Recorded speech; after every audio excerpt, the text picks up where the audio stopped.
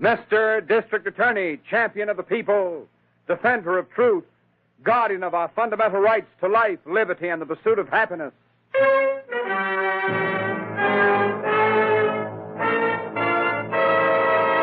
Mr. District Attorney is brought to you by Vitalis, Vitalis. Vitalis, the famous preparation that keeps your hair well-groomed. And used with the speedy 60-second workout, helps you to keep your hair.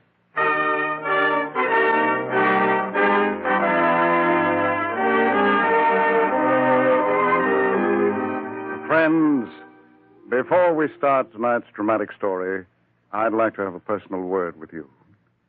With our country at war, with each and every one of us determined to win this war, our government needs your material support. One way every man and woman can help is through the purchase of defense savings stamps and bonds. Buy a share in America.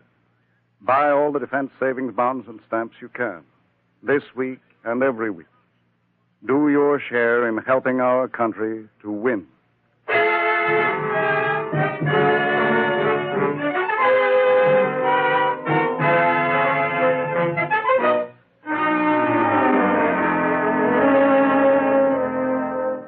Our story tonight begins in the vaulted, echoing galleries of the City Museum in your district attorney's city. It is shortly past midnight, and in the lofty Egyptian hall, a single light high in the ceiling casts eerie patterns of black shadow. Suddenly, a phone rings on the desk of the night watchman, rings and shatters the silence of this modern tomb of ancient art.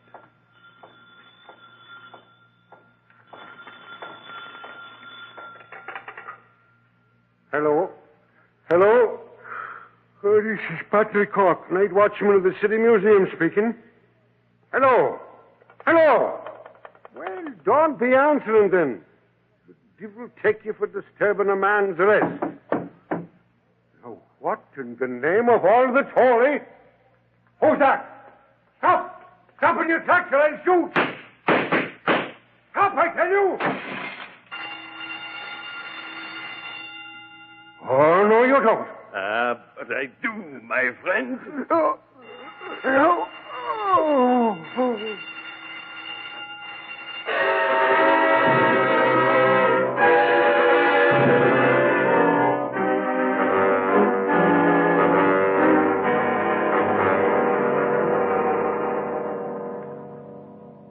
Well, what do you make of it, Chief? No watchman, no corpus delicti, no nothing. Yes, I know, Harrington. And we can't tell what's been stolen until the director of the museum gets here. Oh. Meanwhile, I want you to search this section of the museum. Yeah, okay, Chief, okay, I'll take a look around. Oh. But the boys from the precinct figure it was probably just some kids got locked in after closing time. Well, that wouldn't account for the disappearance of the night watchman. That's right. Those bloodstains there. Yes, and the telephone the police found off the hook. Mm-hmm. Now, they all seem to indicate he never left the building. No. Yeah, what did you find out about that phone call, Well, Chief? Miss Miller is checking with the telephone company now. But meanwhile, we've got to locate that night watchman. Yeah, or what's left of him. Yes, look in the Egyptian room first, Harrington. That's where the night watchman's desk is. Yeah, okay. Hey. Hey, Chief, here comes somebody. Where? Oh, yeah. Oh, that's probably Anderson, director of the museum. Oh, yeah, okay, Chief. If that night watchman's here, I'll find him, dead or alive. Right. How do you do, sir? How do you do? I'm Cornwall Anderson, director of this museum. I'm the district attorney, Mr. Anderson. Oh, how do you do? Exactly what happened here tonight? Well, that's what I'm hoping you can tell me. Well, Patrick Cork, the night watchman, a devoted and trusted guard of long service. I think he could tell... He's vanished. Vanished? Yes. But how? We don't know. But tell me, is there anything in this section of the museum that might easily be sold? Oh, my dear sir, the museum is full of priceless relics. Well, yes, of course. But do you know of any particular item that might be marketable? My word, so you think... Well, yes, now that you mention it, yes. Right in the next room, a real collector's prize. Our latest and proudest acquisition. Yes, what is it? A priceless miniature, a Holbein. Mm-hmm. An exquisite and flawless masterpiece of the golden age of miniature painting. For a moment, I was afraid... Afraid it was stolen? Yes. You see, there was a previous attempt. Yes, when? The last spring. Did you report it to the police? No, it happened in London. In London? Yes, where the miniature was purchased for us. Oh, yes, I see. And is this miniature protected by the burglar alarm system? Oh, yes, yes. Even the breaking of the glass will set off the alarm system. Well, then the breaking of the showcase in the other room must have set off the alarm. Yes. Poor Patrick must have seen the intruders, struggled with them. Well, suppose you take me to the case where this miniature is kept. Of course. It's right over here in the corner of the room. I see. Well, there's nothing wrong with this case. No glass broken. No, there isn't. Oh, there's the miniature. No one has touched it. Yeah. Yes, yes. Chief, come here, quick! Who's That's that? Harrington, my chief special investigator.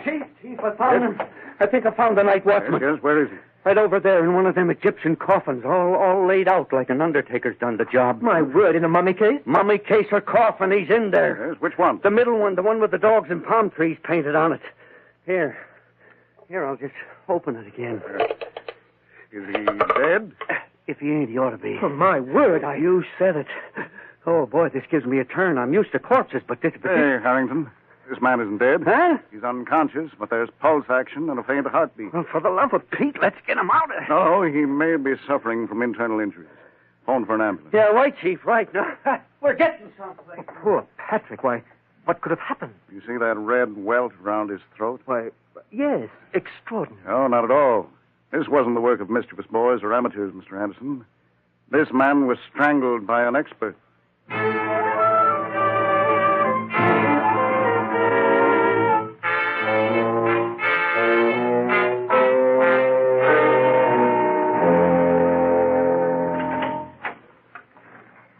It certainly looks like this museum robbery was planned by some very clever crooks. Yes, extremely clever, Miss William. We're not dealing with thugs and gunmen. No. Any word from Harrington yet this morning? Oh, yes. He's on his way down here to the office. Mm-hmm. And he said something about Scotland Yard. Oh, yes. Chief. I wonder what he could have... Yes, this case has an international angle. Oh. You see, Anderson, the director of the museum, tells me there was an attempt to steal a prize miniature shortly before it was purchased in London. But, Chief, if there was a previous attempt, won't it be hard to check with Scotland Yard, what with the war and the heavy cable traffic? Yes, but fortunately, a yard inspector is over here now on other business. I met him just a few nights ago. His name is Essex. Oh, yes, I've heard of him. I'm having Harrington check with him. Oh, that sounds like Harrington, Chief. He always slams doors. Oh, Chief. Hello. Miss Miller. Hello. Well, it seems Anderson of the museum got a bum steer about that there miniature, Chief. How so? Well, according to the Scotland Yard inspector, they had a man watching the miniature and other things from the time they arrived from Amsterdam until it was shipped over here. Yes, and what happened? Well, nothing. Not a thing, Chief. You mean to say there was no attempt to steal it? Not a ghost of a snatch. Well. Chief, this case is beginning to go soft. Things are stolen, then they ain't stolen. Guys are dead, laid out in a coffin. The next thing you know, they're up walking around. And there's a woman in the case, Harrington. A woman? Wouldn't you know it? No wonder nothing makes sense. Where does she fit in? She made the telephone call to the museum just before the watchman was strangled. Well, who is she? Where'd you pick her up? She made the call from a payphone in a drugstore. No, we haven't picked her up. And we haven't enough of a description to broadcast an alarm. Hey, Harrington, let's you and I go back to the museum. And, Miss Miller, Yes, sir. I've jotted down a list of questions here, and I'd like to have the answers as quickly as possible. So phone Mr. Williams, chairman of the board of the City Museum. Right away, Chief.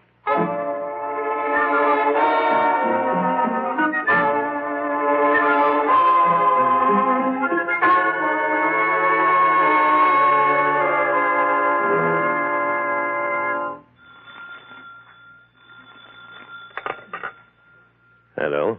Oui, this is Pierre Jolet. Oh, oui. It was unfortunate. Well, we must wait. Oh, but no. The museum will be guarded extra well in the night. What? Today is this afternoon? But c'est impossible. Does not matter if you are pressed for the money. But, monsieur, I tell you. Oh, mais oui. This is very clever. They would not expect such a move. You have missed your calling, monsieur. Yes. Who is it? Be quiet, Yvonne, un moment. It is only my confederate, monsieur. And your plan is good. And I shall not fail this time. Now be at your home this afternoon and have the money ready. Au revoir, monsieur. Yvonne, how many times must I tell you? Pierre, you are not going to try again. The police will not be expecting it. But last night you almost killed a man. Many times I have almost killed Yvonne, but never yet. You think you are so very smart. But one day You will hold the silken cord a moment too long, and someone will die. The use of the silken garrote is a fine art, ma chérie. I am master of that art. Even so, why can we not wait? The radio and the newspapers report it will sleet and snow this afternoon. The museum will be deserted.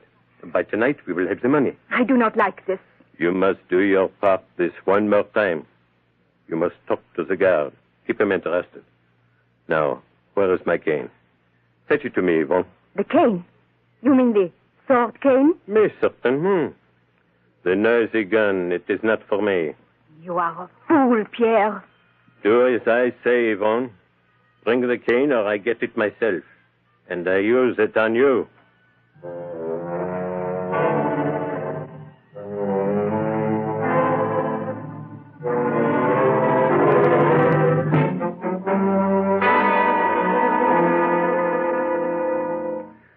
Boy, this here museum's nearly as creepy by daylight as it was last night, Chief. Oh, I was meaning to ask you, how come you stopped so long at the police lab? I was having the chief chemist prepare something that may prove to be a solution to this case, Harrington. Well, now that we're... Well, for the love of Mike, or Patrick Cork, I should say. Yes, the night watchman. Good afternoon to you, Mr. District Oh, good Attorney. afternoon. To you, Miss Harrington. How are you, sir? And thanks for your interrupting me premature wait. Think nothing of it, Mr. Cork. Hey, what are you doing on day duty, Cork? Well, after what happened last night, I was transferred to the day duty because they're short-handed here at the museum, owing to a couple of the boys being out sick. Oh, I see. Did Mr. Anderson transfer you? No, it was his assistant. Mr. Anderson's off home for the day with the cold. Huh? Hey, he didn't have no cold at 1 o'clock this morning. Well, I was hoping to get some further information on the history of the Holbein miniature from him. Well, now, his assistant, Miss Jones, might be after having it, sir. There's a pamphlet. First, that might do. Go get one of those pamphlets, Harrington. Yeah, okay, Chief. Right. Well, hello, Miss Miller. What brings you here at 90 miles an hour? No time for that now, Harrington. Oh, Chief, I Yes? have the information. Good, but just a minute, Miss Miller. Right. Harrington. Yeah, Chief? Get that pamphlet from the assistant director right away, will Yeah, you? right. Down the hall, first door to the right. Yeah, thanks. Right away, Chief. Now then, let's have that report, Miss Here you Miller. are, Chief. Your hunch was more than right. Ah, yes, so it would seem. Oh, Miss Miller, this is Patrick Cork, the watchman who was nearly strangled to death last night. Oh, hello, Mr. Cork. You had a lucky escape. How do you do, Miss Miller? Sure, and as thankful I am to be alive this day. I should say. Well, Chief, what do you make of the report? Yeah, it's pretty much what I'd expected to have confirmed. Do you have the key to the showcase guarding the Holbein miniature, Cork? I have that, Mr. District Attorney. Good. Open the case, will you? Open the case? Yes. Well, now, I don't rightly know, sir. Well, I'll have to disconnect the alarm system first. That'll be quite all right. Well, if you say so, sir, I'll disconnect the wire here at the switch. Would you be wanting to take the miniature out, sir? No. No, I'm not even going to touch the miniature myself. Well, let that body just try to touch it. I'm itching to get my hands on the devil that came close to choking me to death. Oh, just a minute, Cork. And now get this straight. If anyone tries to steal this miniature, don't raise a hand to stop them. Now remember, don't try to stop them.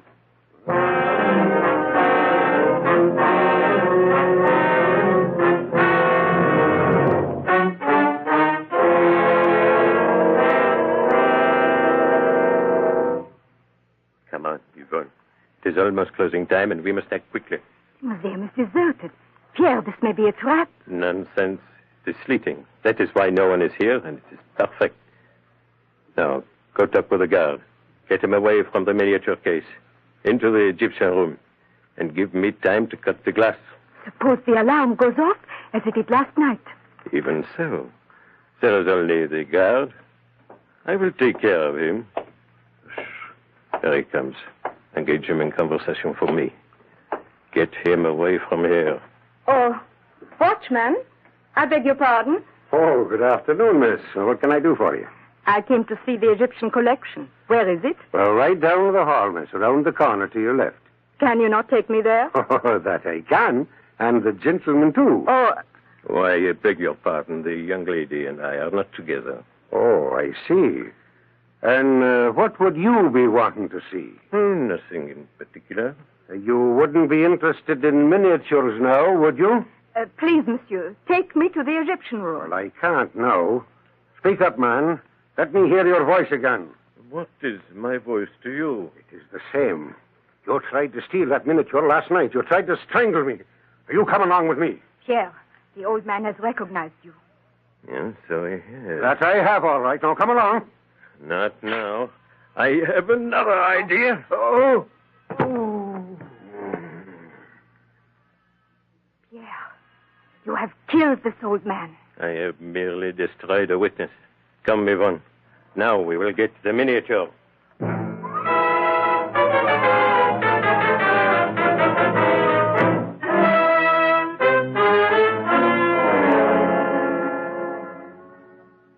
Well, Patrick Cork has ignored your district attorney's warning.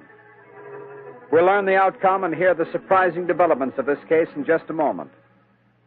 But first, men, I think you'll agree that the quick way to succeed in your business is to look successful.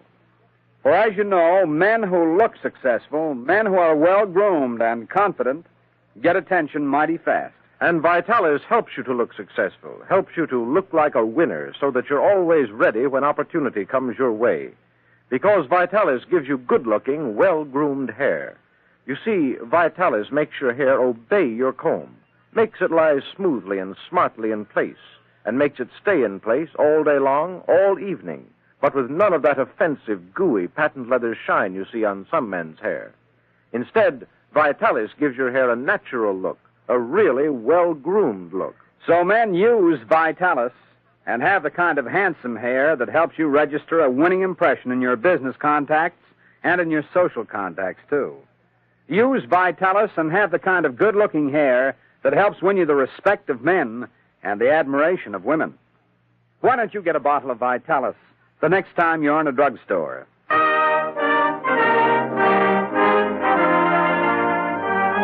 Now, back to your district attorney.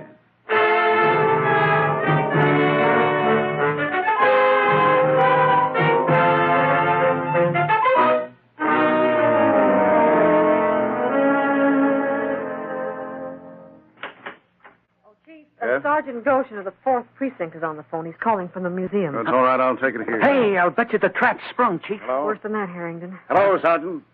Yes? What? The miniature is gone? Cork is injured? What? Seriously? Yes, well, get him to the hospital. Get him the best specialist in the city. Yes, I'll be there as soon as I can. It's all right. Goodbye. What happened, Chief? I thought you told the old geezer to lay off. Yes, I did. I should have known a man can't forget a lifetime of training in an emergency. He tried to stop the thieves. A man and a woman with a French accent. And got strangled again. No, Harrington. This time the thief used a cane saw. Ran him through. What? Well, what are we waiting for, Chief? They've grabbed the bait. Let's go get them.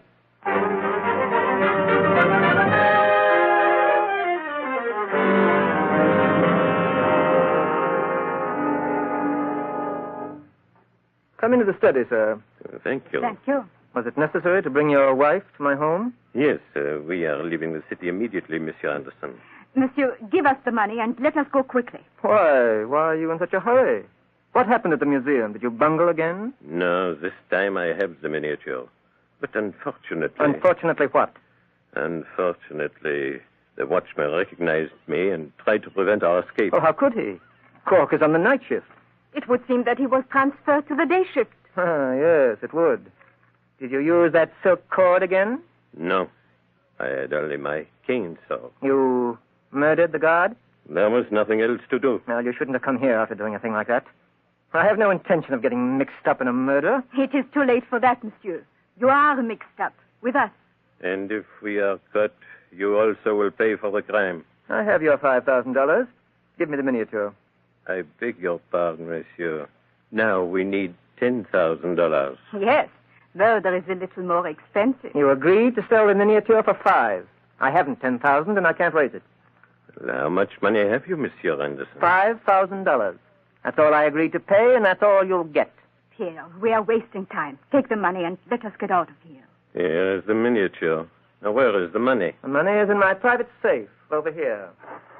Ah, private vault for all their treasures.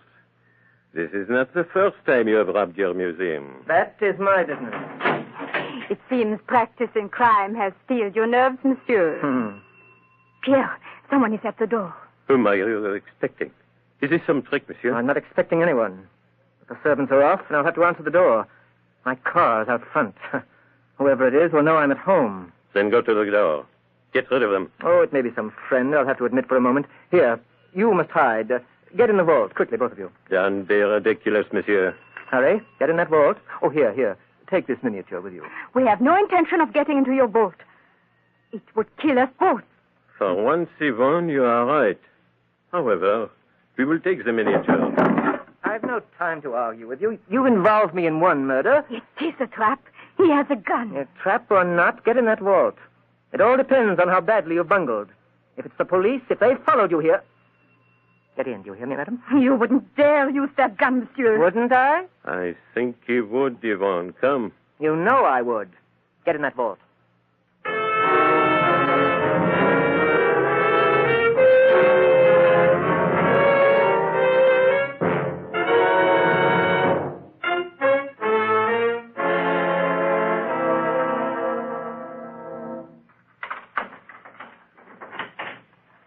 Good afternoon, Mr. Anderson. Mr. District Attorney. Yes, and my secretary and assistant, Miss Miller. How do you do, Mr. Anderson? How do you do? You mind if we come in? The snow is rather wet. Oh, of course. Thank you. I suppose you're here for some more information about the Holbein miniature. The miniature has been stolen, Mr. Anderson. What? Why, how did it happen? Had the police any clues? Oh, yes. Yes, there were quite a number of clues. Oh, I see you have a nice fire going in your study. Suppose we talk in there. Oh, yes, of course. This is terrible. I want to help in every way I can. Oh, Mr. Anderson, you're so pale. Are you sure your cold hasn't turned to grip? No, I don't think so. Perhaps you'd like a drink. I know this must be very upsetting for you. Oh, yes, I believe I will. Oh, will you join me? The whiskey is right here. Or rye, if you prefer. Some soda? Thank you. But if you don't mind, I'll have a plain glass of water. Oh, yes, of course.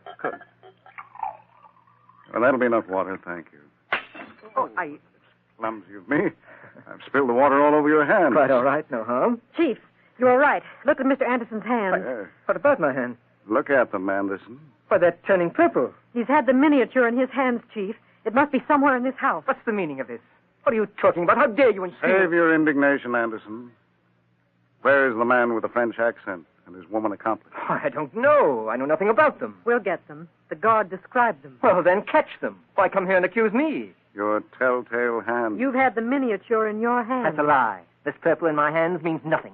It isn't proof of anything. Sufficient proof to place you under arrest, Mr. Anderson. Arrest? You're going to arrest me? Yes. And on the basis of evidence I already have, I'll get a warrant to search this house for the miniature. You can't. You have no right. A perfectly legal right. Well, will you come with us of your own free will? Or must I call in my special investigator and have him handcuff you? Handcuff? Oh, no. I'm not going, and you won't take me. Chief, he's carrying a gun. Yes, so I see. You'd better hand over that gun, Anderson. It's rather late in life for you to start making murder your business. Don't make me kill you. I'm getting away, that's all. Now, don't follow me. I'm going to get away. You ain't going, no. All right, Harrington, not too rough with him. I'm trying to be as gentle as I can. Boy, did I ever time getting in the back way. But I didn't do it. I didn't tell him to kill poor old Cork. I'm not to blame. You're a pretty cold-blooded man, Mr. Anderson. But a judge and jury will decide that. And I think I know how they'll decide. Well, Harrington, just as soon as you've got the handcuffs on him, come over here to this vault. I think that's where we'll find Mr. Anderson's two companions in crime.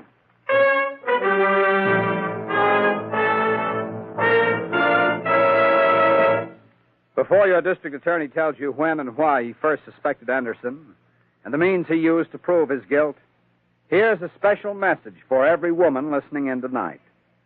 Now, you want your husband or your sweetheart to do all he can to keep the hair he has, don't you?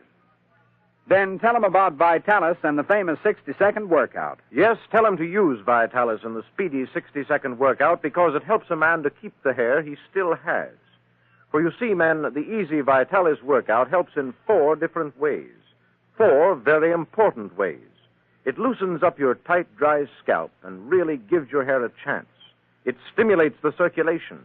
It routs unsightly loose dandruff and it helps prevent excessive falling hair. So, men, why don't you start using Vitalis and have good-looking, well-groomed hair every day?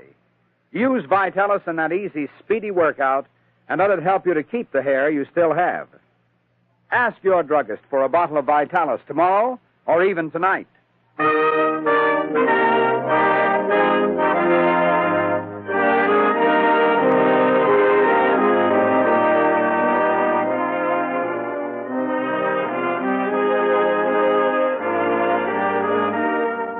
And now, here is your district attorney. Well, ladies and gentlemen, fortunately, Patrick Cork did not die. But Anderson, Pierre, and Yvonne were tried, convicted, and received long prison sentences for their crimes. Oh, Chief, I think it was grand you knew Pierre and Yvonne were in that safe. Well, muddy footprints leading to the vault gave me that clue. Oh, and Chief, hadn't you better tell our audience why you suspected Anderson? Yes. His one simple lie caused us to investigate him. We soon discovered other art treasures had vanished from the museum and had been unreported. We learned that the city trustees were investigating and had already given Anderson a notice of dismissal as of January 1st. That and a need of money prompted him to take one last desperate chance. Yeah, Chief, and the trap you set for him was something. Boy, you sure caught him purple-handed. Yes, Harrington. And that was simply a matter of sprinkling the miniature with an almost invisible aniline powder dye, which causes the hands of anyone touching it to turn purple if they come in contact with water. What about next week, Chief? Well, next week, ladies and gentlemen, we again have quite a different case and one of the most baffling sagas of double murder this office was ever called upon to solve. The case of the bittersweet. So don't miss the case of the bittersweet at the same time next week. Until then, thank you and good night. And remember, buy defense savings bonds and stamps.